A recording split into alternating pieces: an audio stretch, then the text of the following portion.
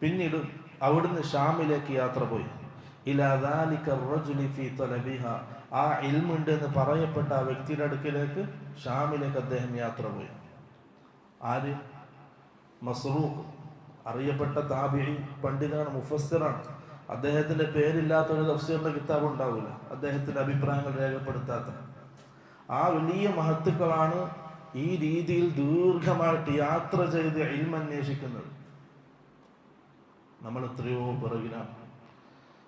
മാറണം, ചിന്തിക്കണം, പഠിക്കാൻ വേണ്ടി സമയം കണ്ടെത്തണം. ദുനിയാവിൻ്റെ എല്ലാ കാര്യങ്ങളും നമ്മൾ സമയം കണ്ടെത്തുന്നു, അതിനുവേണ്ടി പ്രയത്നങ്ങൾ ചെയ്യുന്നു, അന്വേഷിക്കുന്നു, തേടുന്നു, കാണേണ്ട ആൾക്കാരെ പോയി കാണുന്നു, നമ്മുടെ സമയം ചെലവഴിക്കുന്നു, സമ്പത്ത് ചെലവഴിക്കുന്നു, ആരോഗ്യം ചെലവഴിക്കുന്നു. ഇൽമിൻ്റെ വിഷയത്തിൽ ദീൻ പഠിക്കാൻ ഇതൊന്നും നാം ചിലവഴിക്കുന്നില്ലെങ്കിൽ നാം ദീനിൽ നിന്നും സഹാബാക്കളിൽ നിന്നും